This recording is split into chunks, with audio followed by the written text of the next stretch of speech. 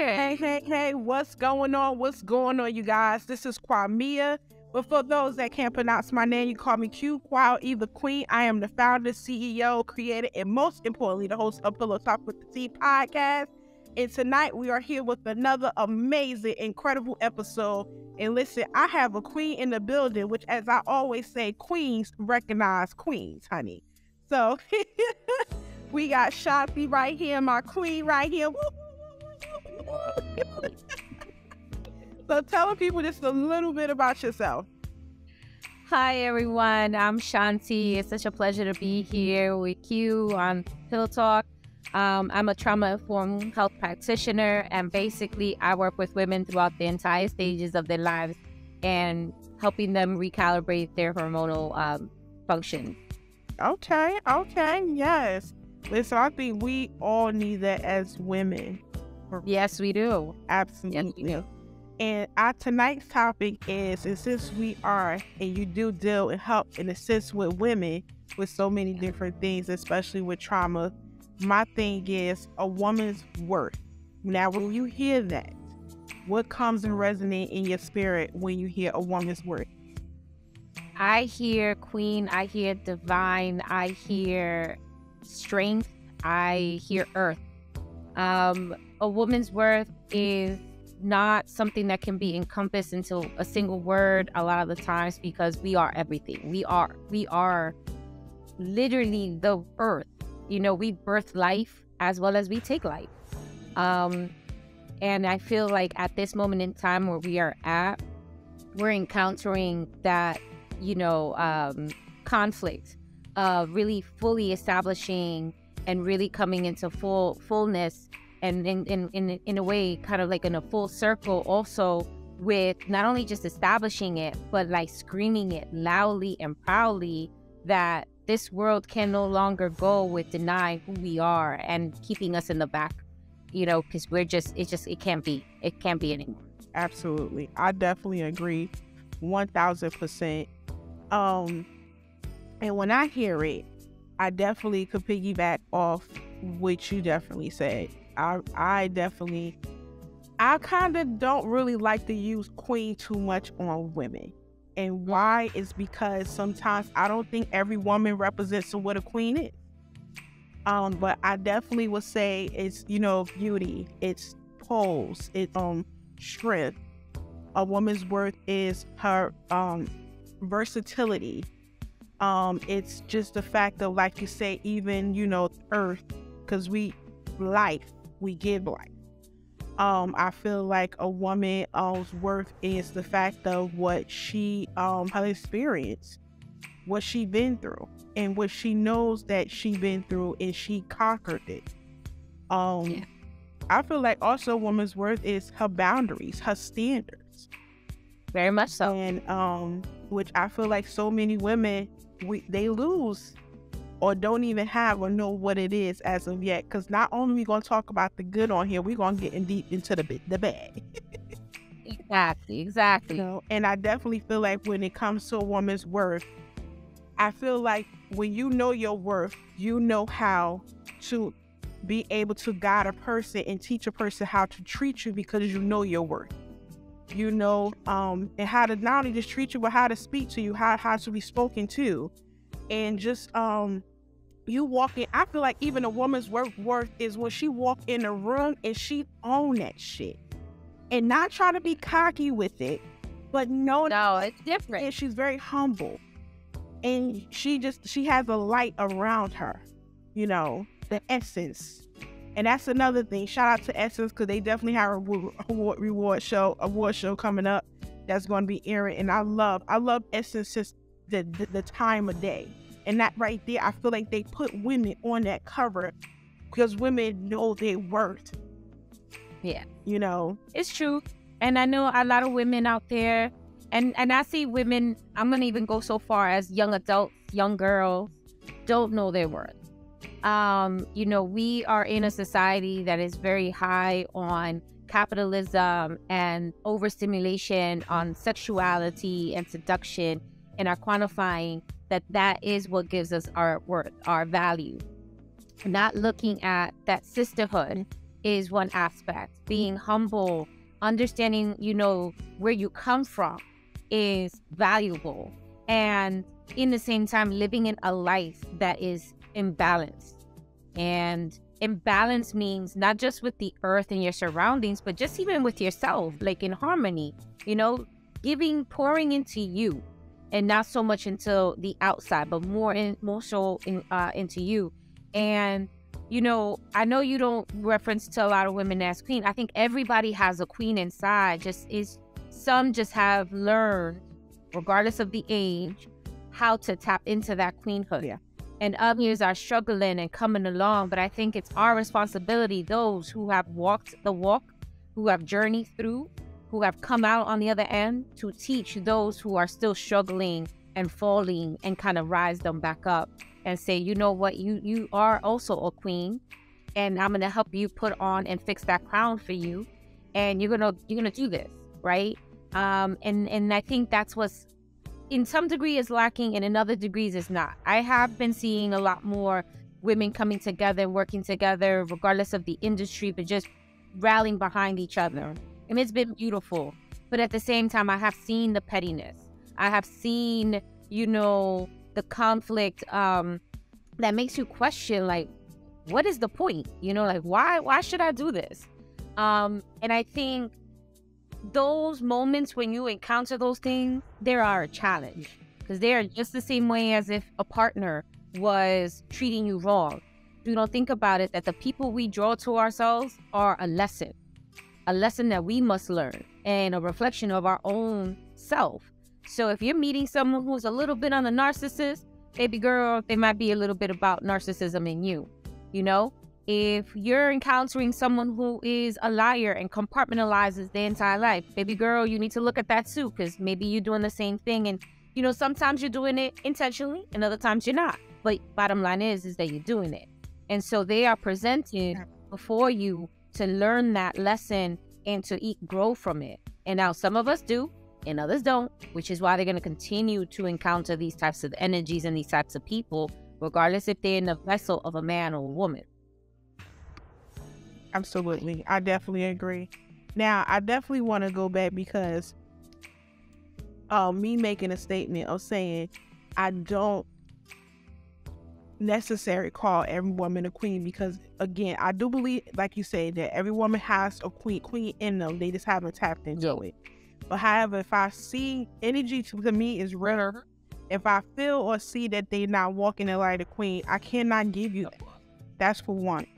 And then, as you say, that you see so many, and I have too nowadays, and thank God for that, because the petty could override what so much of greatness that we have done when it comes to sisterhood. And sisterhood has been very much big of a shaky thing when especially come into our community. But I'm very cautious about the fact is because, and I would say this, and I hate to go back to this, for instance, like the Monique thing, like a couple of years ago. I felt like Monique was giving sisters a tap on the shoulder when she made the comment about the body. And I felt like so many people, and it's like, if a world celebrity could get harsh criticism just to tap her sisters on the shoulder, say, hey, sis, you're just, I feel like we need to go back to that old stage of walking out the house, representing ourselves in a better light, in a better way, and not feeling like we should be walking out like we just roll out of bed. Like, this is a representation. Like, forget if you represent anybody else, you're representing yourself. Yeah. So going out in the bonnet, pajamas, and slippers, like, are we still in the house? And I feel like I'm very cautious to me doing that, because a lot of people do not know how to receive positive criticism, or to be tapped on the shoulder to end up saying, hey, I'm looking out for you. Yeah. I see that you're not walking right. I see that your crown is being tilted. So let me help you as your sister. And as I always say, I am my sister's keeper. But let me be able to help you hold up your crown, or give you some advice to say, hey, lift up your chin. Let's go. Tilt that crown back, and you know what I'm saying? And I feel like sometimes a lot of women, do they really want it? Because just the backlash that you get it'd be like, oh, she thinks she better than me. Oh, she thinks she the shit. Oh, she thinks she could be able to tell me what to do. You ain't my mama. You ain't my sister. I don't know you. And I feel like in the world we live in, or back in those days, I don't think we had to know each other to be able to be actually to tap each other on the shoulder, hold each other responsible and accountable, or to sit there and just to help and assist one another. No, I agree with you 100%. Our society has definitely changed, where it's like you can't approach us and just be like, hey, like, what's going on? What's the talk to me. Now it's just always met with some form of confrontation, like, I don't know you, or why are you asking me, or why are you all up in my business? And it's just like, well, I might just be giving you, some fruits, some nuggets of information that may help you. I'm not out here to criticize you. I'm out here to actually help you. And if I'm going to give you something that, you may not like, that's because that's the divine speaking through me, telling you, hey, wake up. You know what I mean? And you should be more elated that I'm coming to you out of the humbleness and kindness of my heart to talk to you one-to-one than allow you to be mocked in public, right? To be continuously looked at like what we have been looked at: crazy, out of our mind, emotional, you can name it. And I mean, especially as a woman of color, we're constantly, looked at with not just one eye, but like three eyes, like, you know what I mean? So it is a difficult situation. And sometimes it is kind of hard, being able to have that conversation with other women, because you never know how they're going to receive it. And I think if this society and like the way the culture has changed so drastically, it has made it quite difficult in that sense. And so, you kind of always have to feel it out. It always feels to me like you're playing double dutch. You don't know when to jump in and when to jump out. You're like, wait, you do? And then you get somebody that be like, oh my God, so none of y'all ain't say nothing to her. No one ain't mentioned or say, like, but it's like, can I? You got to ask yourself. And to me, I feel like when I have to start questioning myself, or I second guess something that I feel genuinely that I would do for my own sister, I'm sorry, I just can't, because it's like like you say, the backlash and just so much of the cattiness and the pettiness, and it's just like, nope, I'm not doing it. Maybe someone, hopefully, in her camp will end up eventually tapping her on her shoulder and calling her out. But at the same time, you can't even reward that as a promise either, because at the end of the day, I feel like the people who know you the longest, if they still allow you to do and be this ugly way and do the incorrect things and haven't yet tapped you on the shoulder, they mainly ain't got it themselves, or they just rather say, let her be. You know how like they say the ugly friend? Let her be the ugly friend and continue to be ugly. And I just feel like, wow, it's just crazy to me. But just even when just a woman's worth, I feel like also a woman's worth is supporting you, because you did mention that, supporting one another. And I feel like that is such one of the hardest things for us to do. And I do not know why, because especially us as women, we know how hard we have it. We know what we go through when it comes to our mind, our bodies, the changes, the ups and downs, the menopause, the menstrual, the everything. And just trying to find a space in society, especially if you working in corporate America and you trying to be seen, and trying not to be positioned as the person in the back. You love my ideas, but you don't want me to be the front man. You want Bill or Robert to be the front face. And it's like, I feel like we all experience that in some type of way, shape, or form. But then it comes to supporting, there's very much lacking. Yeah, no, I definitely agree. I mean, I've lost friendships over being the one that tapped a friend on the shoulder, like, baby girl, I think you need to take a step back. And it wasn't received well. And I was left kind of like, what's just happened? You know what I mean? Like, especially the nature of our relationship wasn't like acquaintances. It wasn't like I'm just coming up to you like from left field, never seeing you once in a blue. A person that sees you on a constant basis and you still gonna receive it that way. All right, cool. But I have been in that same position because I actually, before going into wellness, I was in corporate America. And so I have been subject to that of, oh yeah, we like your idea, but take a seat to the back, you know what I mean? On numerous occasions. And even so, starting my own business in wellness, as an herbalist and as an advocate for women's rights and women's reproductive rights, and just in general of educating women around that and what does that look like. It's really interesting because it has been, my support has come more from the people that I don't know and some folks that I've never met than it has come from the people that I do know. And I could probably count in one hand the people that I do know that have known me for many years that actually do support me. And when I look at my actual support, I run out of fingers from the people that I don't know and I have met through the course of this, of my element. Yeah. So yeah, I agree with you. It has been hard and it is difficult, and in some light, I think that it brings a bit of sadness to it, but at the same time, it also brings that vigilant attitude of, you got to keep going. And, at least there are some people who are benefiting from the stuff that I do, or just in general, who are willing to support, and it kind of reignites that passion. So in that sense, I give thanks to everyone, the men, the women that I've worked with that have supported in some nature or form, in whatever capacity, because it has been, a beautiful ride thus far. But I agree with you. Support is like fundamental to a woman's worth, because how you show up for each other says a lot about you. That is so true. And that is definitely true.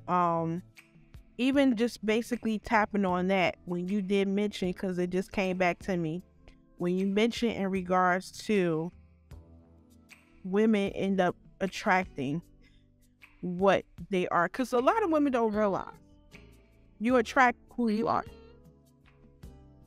and they don't even sit down to question that. So when you were saying that, I was like, baby, those are the women that basically attracted who they are, but they don't realize that's who they are attracting. Exactly. Themselves. Exactly.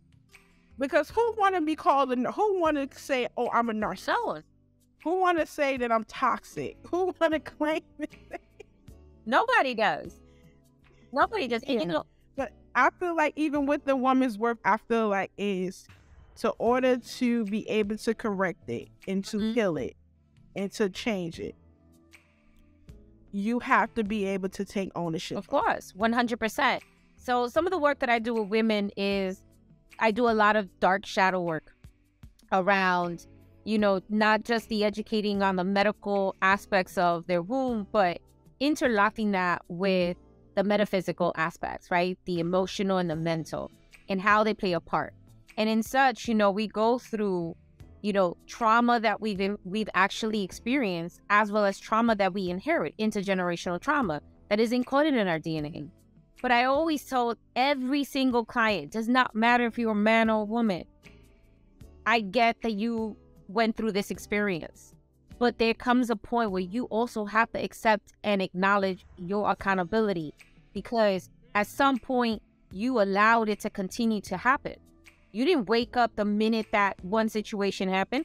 It happened over and over again. And every time you saw those red flags, what did you do? You didn't do anything. You stayed, or you made an excuse, or if you moved on, you kept attracting more red flags. And why? Because you weren't doing the work on you. And so as much as the individual who inflicted the pain is how it should be held responsible, at some point you also have to acknowledge how and why you attracted this in energy towards you as well.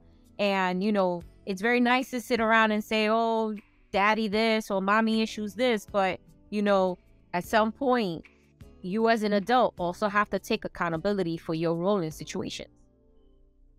That is so true. Woo! You just say the word. Because I have also not mentioned this many times on the show, but also learning this in my own therapy, is that we have to take accountability for, the situation of things that happens to us. Not only that, I also feel that a lot of people feel like they so comfortable living in their traumas, and they make it as an excuse. Oh, I've been hurt, I've been this, I've been that. But at some point, as you grow, we got to stop living in that. We have to now say, okay, it's too many. I feel like it's too many resources in the world for us to be able to now be better versions of ourselves and start to heal, to end up being complacent or being comfortable or being in a trauma-assisted world of saying, I've been this, I've been that, this happened to me, this happened to me. And of course, there's deep condolences and deep sympathy and empathy for everyone who's been through things. But I also have to say that you're not the only one. I also have to say you cannot sit there and continue to live and be the productivity of your trauma. I agree with you. I feel like at some point you have to change. I agree with you. So there's two things I want to say on that. One, I also want to make clear that not all traumas are the same, right? There are some traumas that we don't seek for, especially traumas that are inflicted with sexual assault, especially when it comes to children, right? And what that tends to manifest over time. So I want to make that very clear that that's not the type of trauma that I'm referring to. And then secondly, it's interesting you say that we're in an age where, we have so many resources, and it makes me kind of chuckle because it's so true. Because just recently I was on TikTok, and this lady who now sells pottery was like how during COVID she taught herself pottery. You know what I mean? So if you can go on YouTube and find all these resources, and I mean, because literally you can. I agree with you. There shouldn't be a reason for folks not to find the resources that is appropriate and also that resonates with them, because they're out there. Folks, we're sharing the information, and you just got to find the person that resonates with you. But I just go back to that TikTok because I think for a while my feed was just coming with series of folks like, how, this is the age. They're glad that they were born, or they're living during this time frame because they were able to learn new skills, whatever, just by Googling it. So, yeah, I agree with you. Absolutely. So definitely, I listen. It is what it is. But I do give people grace when it comes to their traumas and triggers and stuff and everything, because sometimes it takes people some time to say, okay, I'm no longer going to be afraid to look at the woman or the man in the mirror, and now it's time for me to do something. And I know that there's people out there, because for instance, one of my brothers, and I was like, hey, like, I feel like you talk about dad a lot in the relationship or lack of that you guys have. And I feel like you're carrying so much anger continuously. And I say, at the age that we are, we only less than a month apart. We like 2 weeks. Oh, wow. So we 40, 41. At some point, you got to let that go. And I say, and I asked him, I say, do you even realize that you have his mannerisms? And every time I say that, he hates that shit. And I say, but you have to own it, because again, you're a part of his DNA. His DNA is in you. But I say, only way for you to want it to be a better reflection of you and not to be him is for you to be able to own it, to do something corrected about it. But I feel like you carrying so much weight of anger. So I say, did you ever thought about going to therapy? No. What do you mean? What are you trying? I'm not going to. Not even, it's like I'm saying, you talk about therapy to black people, I do it, it's like you saying they're asking them to do crack. You can't come on, therapy. I mean, don't get me wrong, now the conversation about mental health awareness and the conversation around it has changed drastically in comparison to how we grew up, right? That was something that you just never spoke about. And I even remember, like, if you mentioned going to a therapist, it was like, oh, so you crazy? You gotta be crazy. And that's what he said. Right. That's what he said. So I remember growing up and hearing that. And so I know that the conversations are a little bit or are beginning to change around that. But it's interesting because sometimes you have to put it into people's in this context, which is what you generally tell almost every client that I work with. That when you begin the journey to actually heal yourself and confront all those demons, and for instance with your brother, that anger, that pent-up suppression, you don't only heal yourself, you're actually healing 7 generations back and 7 generations forward. You are breaking a cycle that goes far more deeper than you even care to realize, because it's through how you heal yourself that you're going to realize.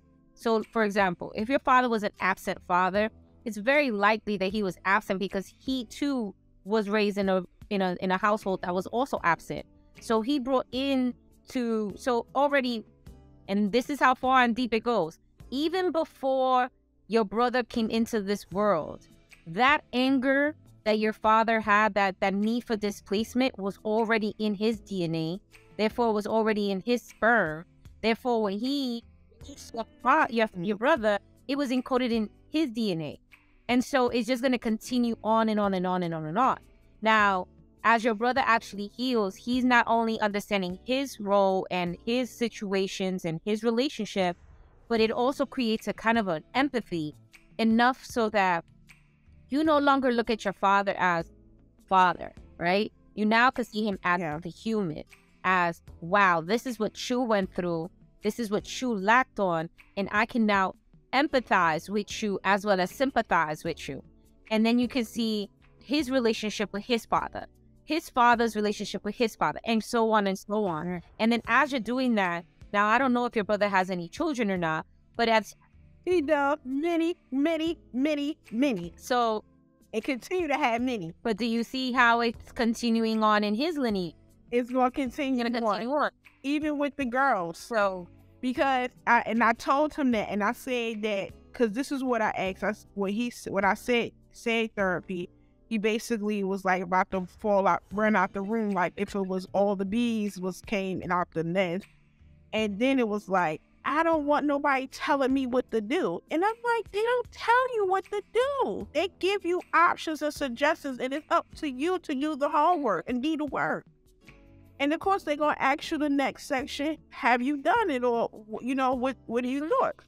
So he looking at it as a control thing of someone's telling him what to do, or also, therapy. If I go to therapy, I'm crazy. Something's wrong with me. And I told him, I said, well, like you even just said, it goes generations. Him having kids, he have girls and boys. Thank God he stopped at the last one, but he had plethora of kids. So.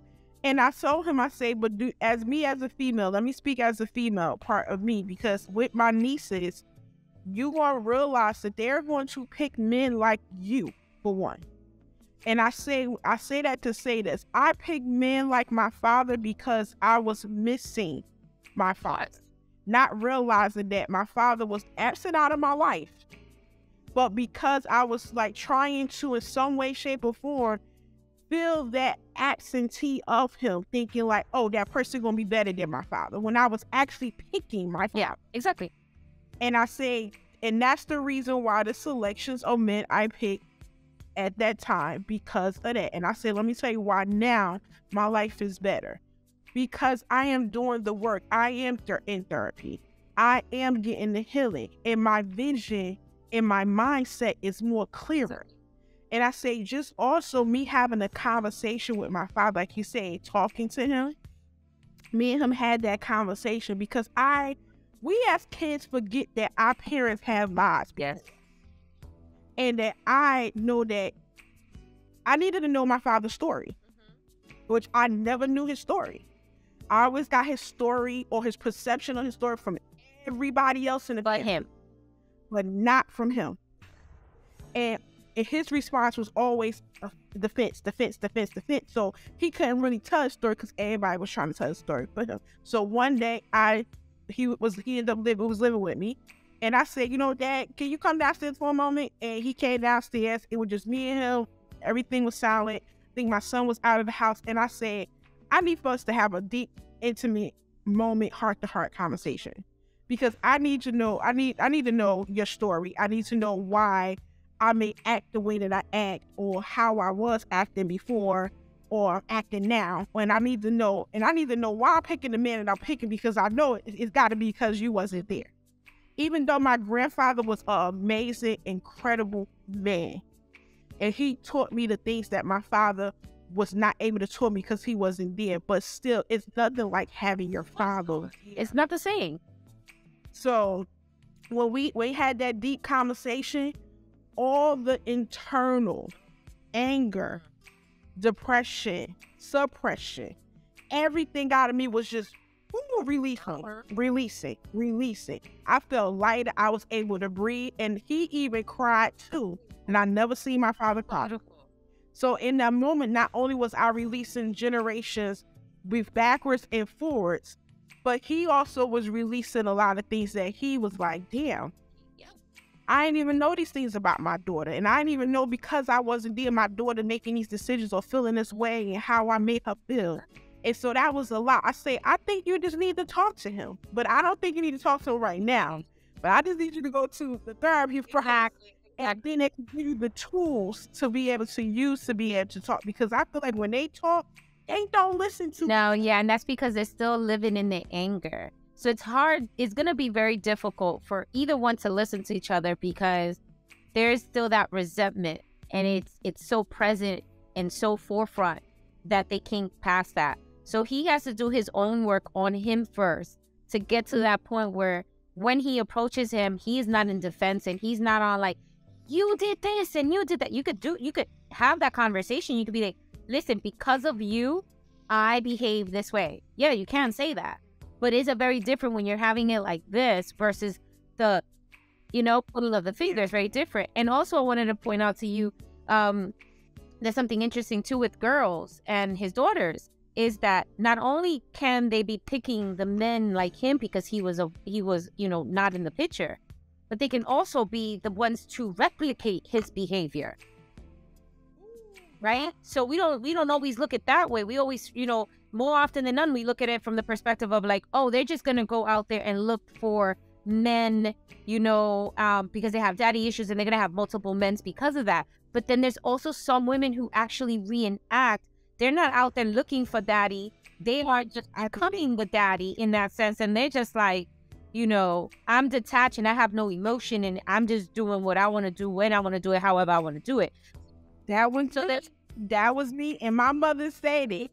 My mother said, you are acting like your father, but a female version. And so that also happens. And it's one of those things that we don't often talk about. We don't look at it. We kind of like shun away from having those conversations. But in also, one of the things that he may not realize is that during the course of his process of healing, his children are going to see it. And so by doing so and them seeing it, you're also equipping your children to have the proper wordings, the proper ways to display emotions with you. So, because you're going to be more likely to go up to them and be like, and apologize for whatever you did, you weren't there, and then allowing them the space and the time to convey back to you what they felt. And so that helps them to break that generational trauma just as much as for you.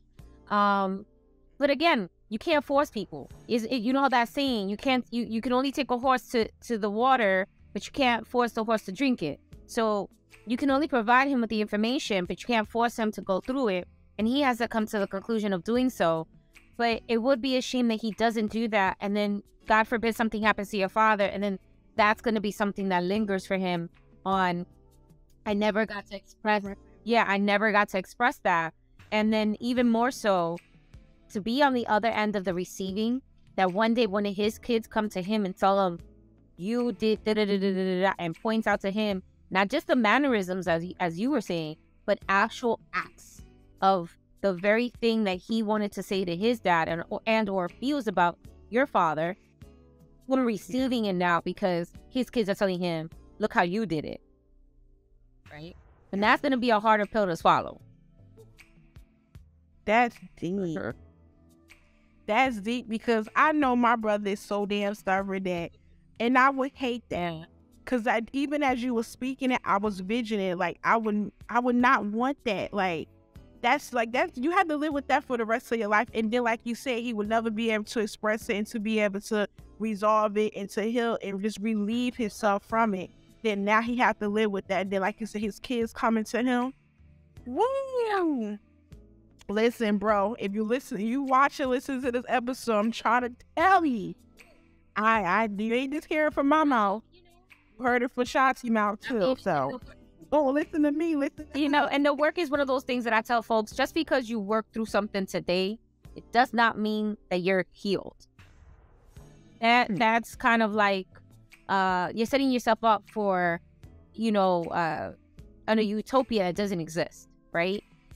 When you begin the healing journey, it's for the rest of your life. You know what I mean? Because I always give the analogy that emotions are like an onion, right? And what happens when you peel the onion's first layer? You have all these other layers that you can continue to peel back. Same thing with emotion. So emotions of anger, emotions of resentment, emotions of sadness and grief, they all apply in the same content. Once you work on, let's say, confronting your dad, right? You still have to do more work. And you may even encounter situations that are going to kind of bring that back into the forefront. And I always tell folks, when you encounter a similar situation from something that you've been working on in healing, that is like the divine trying to ensure, did you learn your lesson? Did you? Because if you learned your lesson, you're going to approach it differently. You're going to behave differently towards it. And you're not going to let immediately the reaction to be anger or whatever, right? Because if, let's say, you were the type of person that just went straight into anger mode with a pitchfork and a knife, when you encounter the situation, you're not going to necessarily run into that emotion. You're going to take a step back and you're going to analyze it, and then you're going to approach it. That's how you know you've grown from it. And now it's probably round 2 to go deeper. When you go into the emotion immediately into the same nature of how you used to behave, that's when you're learning, guess what? You didn't learn your lesson the first time. Got to do the groundwork all over again. Square one. And so I always tell folks, it's like an onion. You're peeling back, and you're going to continue to peel back until it's officially done with. And I can't give you that answer. There really isn't an answer for it. The only folks that are going to know the true answer is you and your divine and your ancestors. That is so true. Because I think that so many people will be ready to get to the results, the end game. And this is something I said because I say that healing isn't 9 to 5, Monday to Friday. It's a lifestyle. It's a forever thing. And that's something I had to learn also, not only just in my healing journey, but also in the journey of me going to retreats and just end up just sitting with myself and releasing and just doing things of, a lot of releasing. And I'm like, damn, this is a job. This is more than the 9 to 5. This is a 24/7, 360. Yes, it is. 100%. It is a full-time commitment to yourself. So any of the women that I've worked with, I always tell them that. I'm not your healer. I don't identify as that. I will never identify as that. And I don't like you even calling me that. Because at the end of the day, I'm not your healer. You are. You are your own healer. I am only a conduit, and I'm only here to teach you the skills that have worked for me, that I have learned, that have been reignited through my DNA, through my ancestral work. And so I'm here to share that forward. And just understand that when you do something, when we're working together, the work isn't about me. It's not a commitment to me. It's a commitment to yourself. So the end result is going to fundamentally be about you. And that goes for everything, right? Not just the emotional, but like for even the women, who are struggling with fertility, or women who have PCOS or endometriosis, right? Because I'm not going to tell you, like, what's your medicine? Hey, let's do a hysterectomy and let's just take out your uterus. No, my option to you is like, okay, so we got to change your entire lifestyle. Like, you literally need to understand, you're going to wake up in the morning, you're going to have to do this, you're going to take these couple of herbs, You're going to have to be making these tinctures. You're going to have to be making, these types of foods. You're going to have to be drinking, these types of vitamins. You're going to need to start working out or just even going for a walk. All these things, right? Your entire life is now revolved around your health. Lifestyle. Yeah, it's a lifestyle, and understanding that your health is work and everything else has to now work around your health. And you have to carve that space out. And the ultimate result of your healing, your physical, emotional, and mental healing is going to end up being as a result of your commitment. Bottom line. See, that is so funny because now we're about to go into what it is that you do, which we basically been tapping into it anyway. Why is it that I hear so many doctors immediately ready to do a hysterectomy over the fact of what you just literally said? I feel like right now, we've always, as women, right? This is not a matter of women of color versus none or anything like that. Just as women, we've always posed the threat, bottom line. And, Western medicine is really to be frank, they're still figuring things out. I know a lot of friends that are doctors. I have families that are doctors, and they're still figuring it out. They still reference books, right? And as such, it's a situation that is male-dominated. They don't really understand a woman's actual reproductive system. In order for them to understand even human anatomy, it required them basically opening up a human body, a corpse, right? Which for many years, that was deemed like devil worship and all these other terminologies that they probably used at that time frame. And as such, it only continued with women, and then claiming us crazy and etc. Now we're moving into the 21st, 20th century and so on.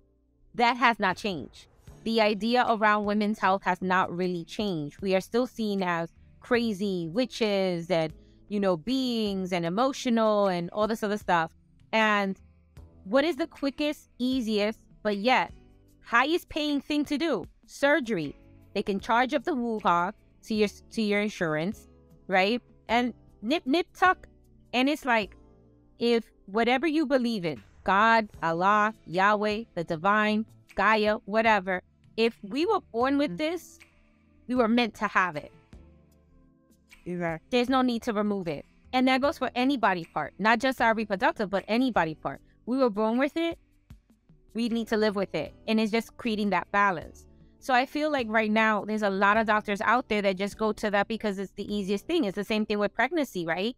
You go into a hospital to give birth, you're telling them you want to squat. They're telling you no, you can't squat. Pumping you with drugs, causing you to go into either early labor or to force you to have a C-section when you never needed it to begin with. And then, you have a doctor that comes in and tells you, oh yeah, I'm on my 10th birth. And you as a birth worker, you've been with this patient for 36, even 40 something hours. You're not raking the same salary as that doctor that just had 10 babies that just walked in for 5 minutes. Right? Yeah. So it's all those things. It's like we're still looked at second-class citizens. And we are still something to be experimented on. For so many years in history, women have been at the epitome of all medical research, right? From, understanding, our DNA to our reproductive system, healing cancer, you name it, all experiments began. And it doesn't matter what location you're in.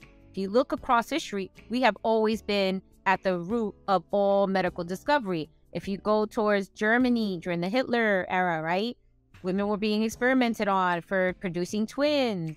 If you go to Puerto Rico, the United States were doing hysterectomies and experimenting on women in Puerto Rico. If you come here to the United States, truthfully speaking, I forgot her name, but her DNA is still, her stem cells are still being used for 90% of all medicine now. And the research that we have, and she's an African-American woman.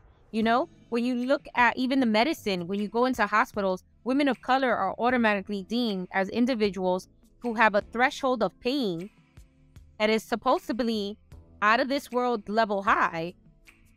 But at the same time, we are more susceptible to, you know, some of the women that I've worked with have had a C-section, and then they want to, you know, so they get pregnant again and they want to have a natural birth, but they had a VBAC.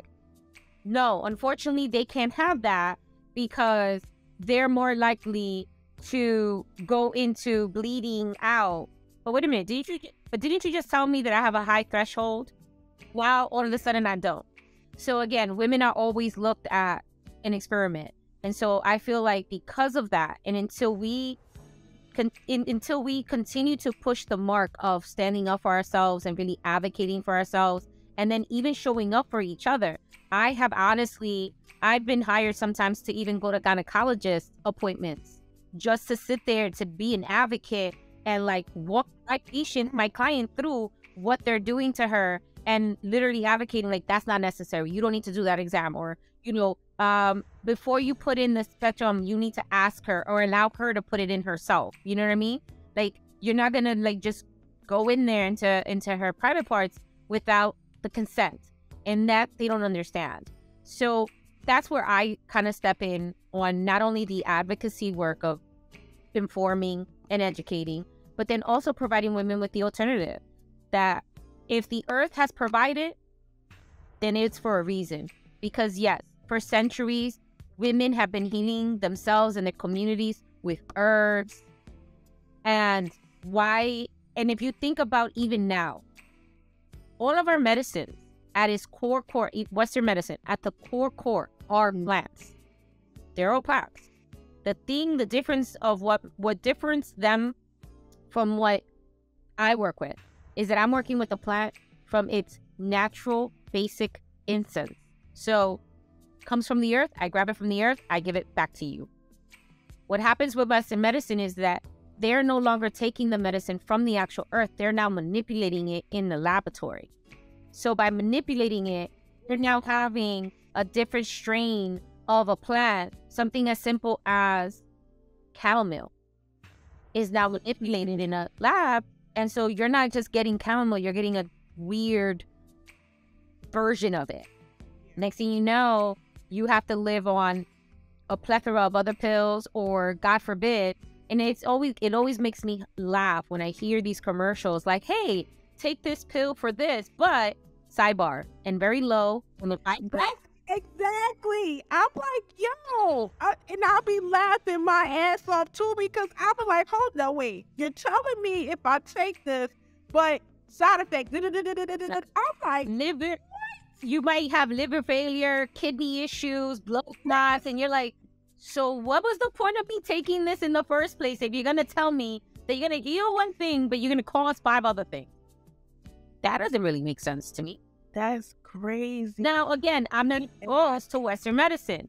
Western medicine has its place. If I need to have, an amputation, I'm not going to go to an herbalist to amputate my arm, right? Yeah. So there is a place for everything. I just don't necessarily believe that when it comes to literally healing my body from a bacteria, from a virus, that I have to put in all these other substances. Just my personal view. And if you work with me, it's not that I will say, no, you can do IVF and do Western medicine. I'm just going to tell you the facts of the facts. And I'll always leave it up to you to choose. And just know that Western medicine, yes, while it's quick, has a long-term effect.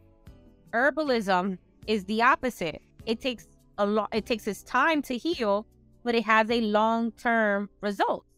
So it's just the reverse in what you're looking for. So the question is, are you going to be patient and allow for the medicine to do its work, or do you want a quick fix? Whoa! Listen, you taught me some things too, because sometimes you think that you know certain things, or you hear certain things, but just to have it be broken down. And also another thing I know that a lot of my women listeners want to appreciate is the fact is this. I don't think a lot of women even know that they could have a person come into their doctor's appointment with them. Yeah, I was, and matter of fact, this one client, she lived about like an hour away from me. She had felt like she had been violated at a doctor, and she was getting all these interesting results. And one minute they tell her that her pap smear she would have needed a specific exam that I'm forgetting the name of the exam right now, because they told her that she had HPV. But then she went to another doctor and they told her no, she didn't have HPV. And she was just like hella confused. So I said, if you want, I'll come with you and I'll be in that instance your womb companion or your womb doula. And she was just like, yes, girl. And so we went and I sat, like before we even got into the room, I pulled the doctor and I had her sit with me and I had her ask all the questions that she wanted without deviating. And by that I meant, you know, she had told me these are the questions that I want to know. And you know how oftentimes when we're in a space with people who we think know more, we won't ask questions necessarily how we want to ask it. We'll kind of like fidge and play around with it. And we think that the question could be dumb or stupid. Yeah, and then we'll play around with how we say it. I made sure she said it exactly how she wanted to say it. And then when I would see and sense from her that the answer wasn't clear enough, I then interjected and I would ask, can you clarify that? Can you give me more of a detail? Can you give me a diagram? Show me exactly what you're referring to. What is the necessity of this? What are the long-term effects of that? You know, so I just kept poking. So it was pretty much her advocate. Once we went into the exam rooms, you know, again, I did the same thing.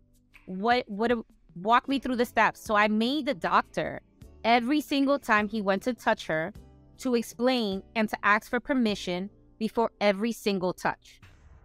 Anything he introduced to her body, be it a cotton swab or whatever, he had to eat it before doing so. And then I would ask her, in the instance, do you give consent? And she would have to say yes.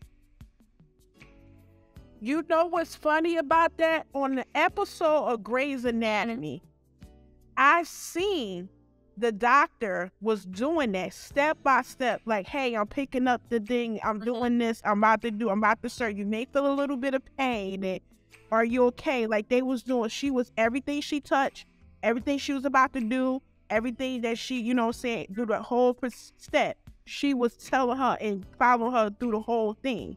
And I seen that and I was like, interesting.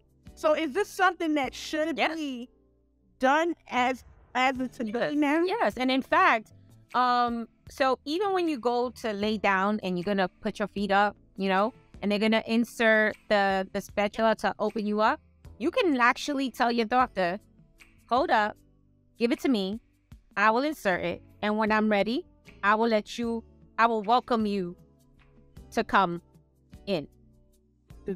And to like open it up. Like, let me do it. Yes, you're entitled to do so. You are very much so entitled to do so. But a lot of women don't know that.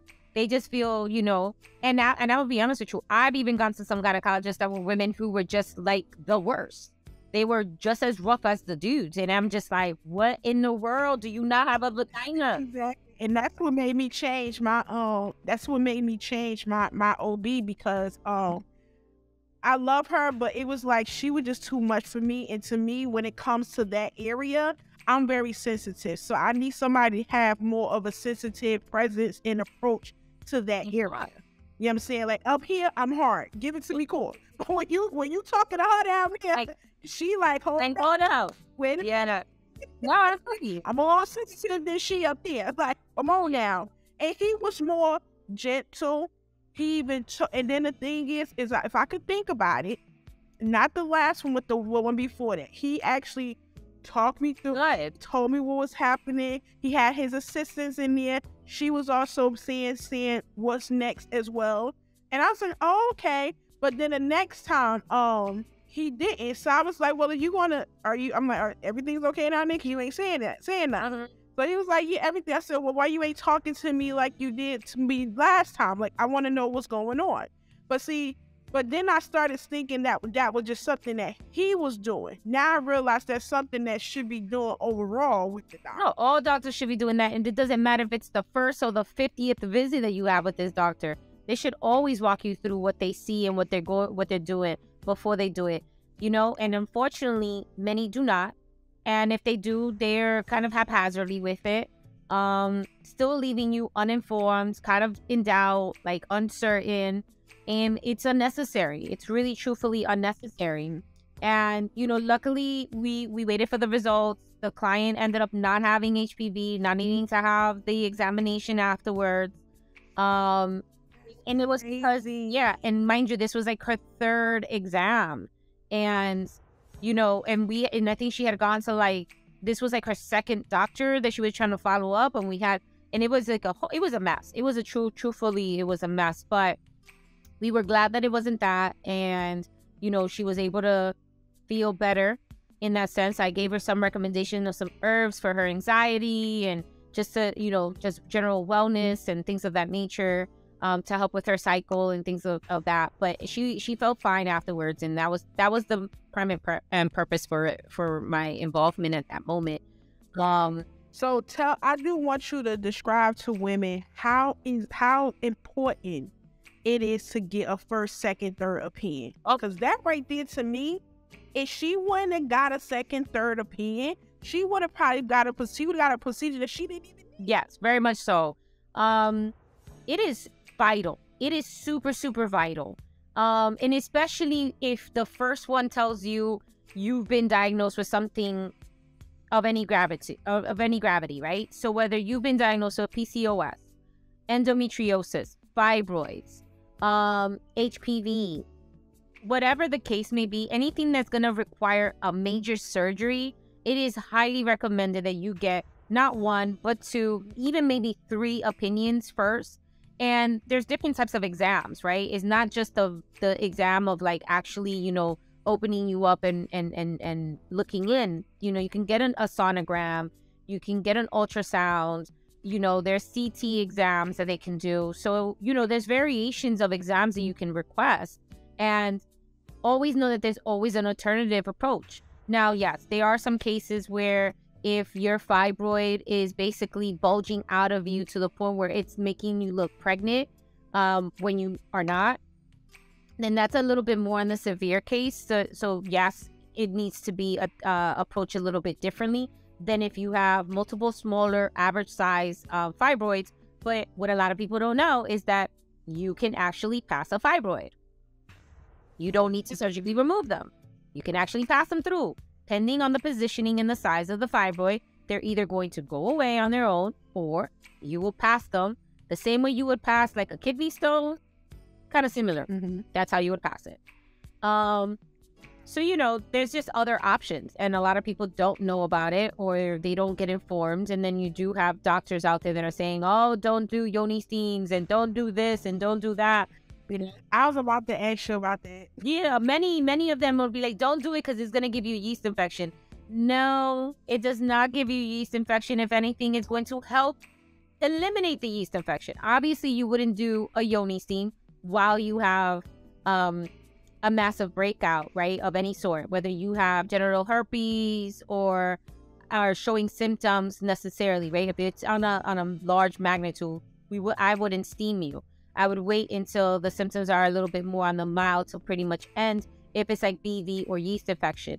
But if you suffer from chronic BV or yeast infection, it's more or less better to do it when you don't have it, to begin the treatment to actually start attacking it, so to speak, right?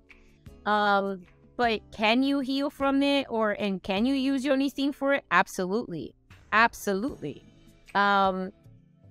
It's just, it mind boggles. It has so many benefits. It does. It has so many benefits. It sure does. I mean, you can yoni steam for everything from treating bacterial vaginosis, yeast infection, infertility, libido, regulating your period, if you had a missed period or if you have heavy periods, you know, especially... And even the cramping, I heard the cramping help. So let's say, for example, you had a early birth that did not come into full term. A yoni steam would be ideal to help cleanse out any left remaining residue. Even after, if you do go to full term and have a baby, yoni steam is recommended 40 days afterwards in the postpartum stage to have a yoni steam to actually help with the healing and the repairing of the skin and the lining of the uterus. Wow. So again, it all depends on the herbs that you're using, the practitioner that you're going to, So it all depends on who you're working with, who do you feel comfortable with, and who do you move with. It all depends on your birth worker. If you're working with one, a midwife, more often than none, most midwife would provide it in their postpartum care. But again, it all depends. It all depends. Woo. Educate us, honey. Educate us. So where can the people be able to find you at, to be able to look you up, go to a website? Because I know after listening to this, I know people will be like, oh my God, I didn't know. But again, this is why I be saying, guys, it's so many different resources. There's so many extensions of different things out there to help us internally and externally be the best version. Absolutely. On Instagram, I am _wombshanti _. You're welcome to hit me up through Instagram or on Facebook. I'm on social. But if not, you can just visit me on my website. It's www.wombshanti.com. And again, you can message me, email me through there, and all my services and all the things that I offer that everyone is on my website. So, and again, I don't only work with women, I also work with men. And yes, men can steam them as well. It is actually good for their colon and prostate, as well as to increase their sperm count. So just putting that out there for any male listeners who are looking to increase their little friends, their flow. They can. And I do one with couples as well, right? Because when you're gonna come to make a baby, that's creation, and it's not just woman. The male plays a part as well. You are just as much of the creator as much as the woman. And in such, both have to heal your trauma, because I have been in situations where the woman is trying to get pregnant. For some reason, she's not getting pregnant. And I've told them he needs to go get himself checked. Argued, fought it, ended up, it was on his end, right? And they didn't want to do the work. And, and for months, the woman is just taking on, like, what am I doing? Am I not doing something right? And I'm like, it's not just you, because creation has to be in harmony. And you guys are not in harmony. So I do work with couples as well. That is amazing. Because I swear it's so hard to get a man to go to the doctor. That's crazy. Mm-hmm. But especially if you sitting there wanting to create life. Yeah. I feel like it's not just she should be getting checked up. She should be getting poked and plucked. I feel like he should be like, okay, well, there's something going on. You go to the doctor, let me go to the doctor. Let's see, where is it coming? Because again, as women, we always think it's... Very much so. We are always taking the burden, and sometimes it's not. And also, the both of you could be healthy beings, right? But there's the energetics is off. There's an imbalance. So it might not be physical. It might be more emotional and mental. And so that also has to be taken into account. So remember that our body keeps the score. Fundamentally, our body keeps the score. So you got to treat the body in all that aspects. Absolutely. And so I know that you probably do you only just work in just a specific area, or because I know people are like, well, where is she located, or is it someone else in my area I could find? So what is the nature of your title? So when they're looking for someone like you in their area, and because for some reason it seems like when you find someone good, it be like, damn, if she ain't in your area, you be like, dang. So I'm actually located in Yonkers, but I work throughout the whole New York tri-state area. So if you needed to find me, I service both here in Yonkers. I could also do home services, so I can come to your home and do services there.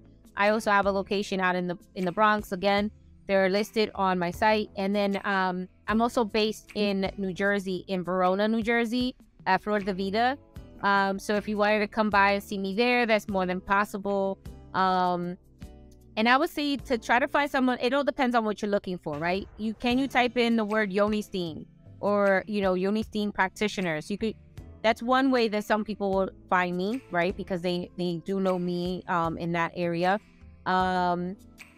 I would just say, it all depends on what you're looking for. If you're looking for a birth worker, you can type that, postpartum work, you could type that.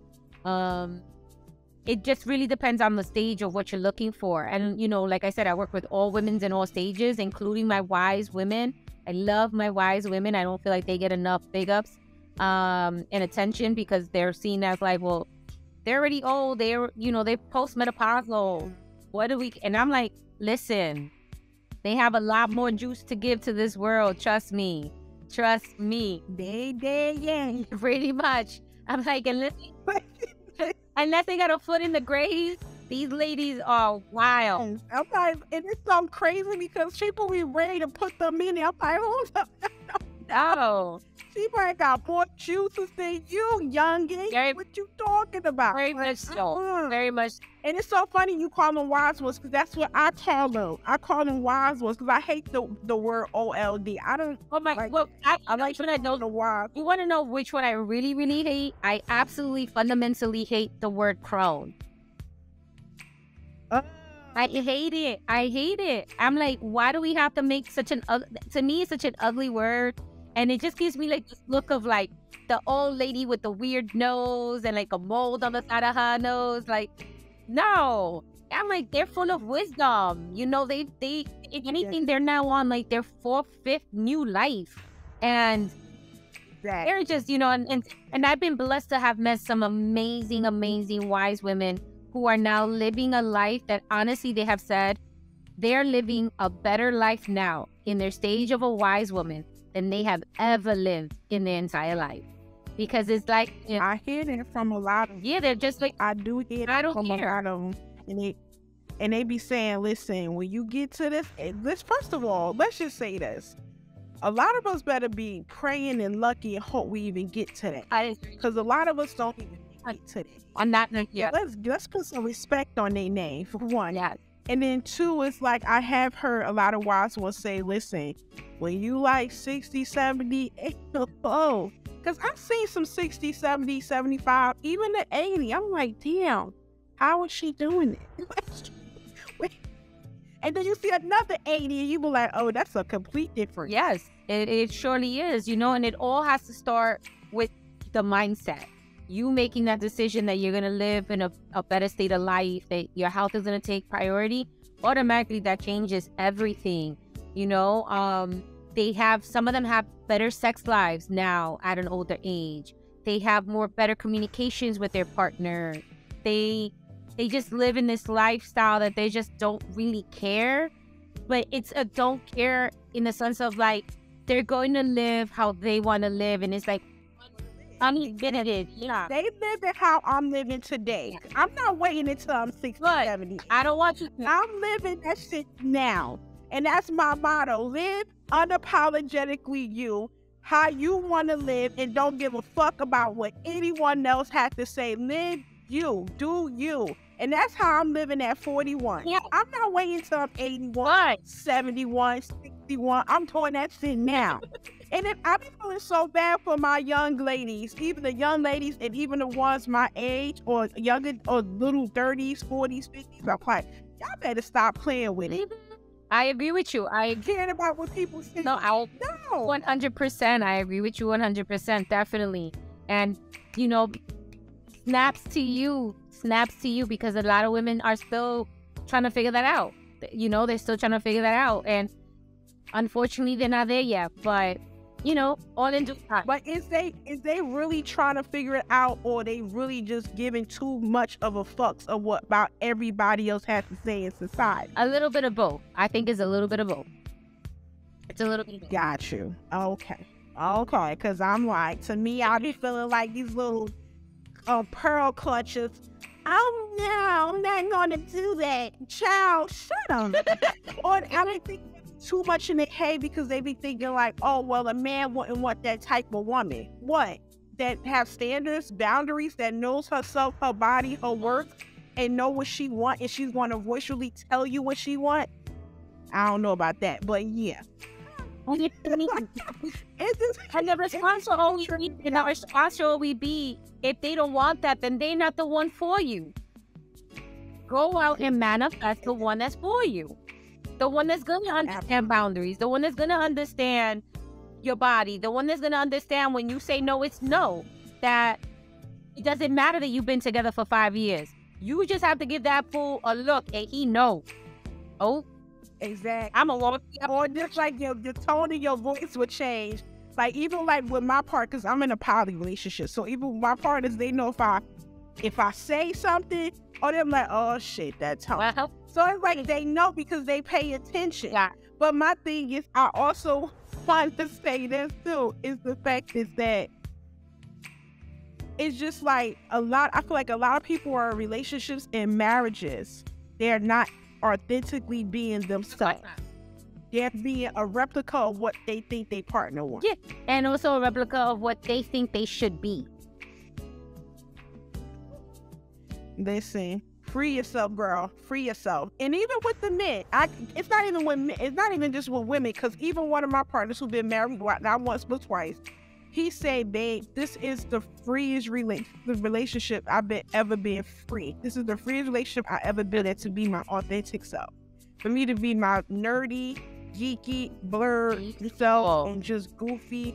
And it's not saying he's always goofy all the time, because we can talk about some serious shit, but just the fact of not getting that look like you doing that again, or look like, oh, you like that, or you like cosplay, you like your anime. And I love the fact, I say, listen, you better continue to love all the shit you love, because that one drew me to you. You know what I'm saying? That's part of you. And me to say that I don't like that or give you a side, I didn't say I don't like you. But what would be some parting words of advice that you would give to the PTWTT family? On the topic of women's worth, I'm going to say, allow for emotions to rise. Give it space, give it time, but know that it will pass. You don't need to live in your emotions, right? You hinder yourself. If you want true growth, you gotta let it come and you gotta let it go and flow. Absolutely. You heard it from her mouth to your ears.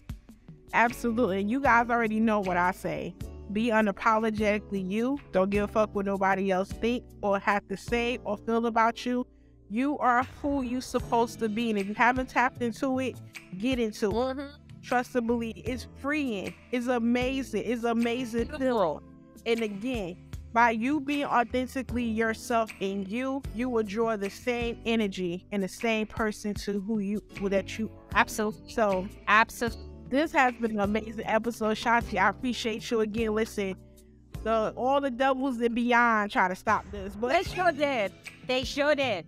But we still showed up and we gave them a run for their money. Absolutely. So, and now take that.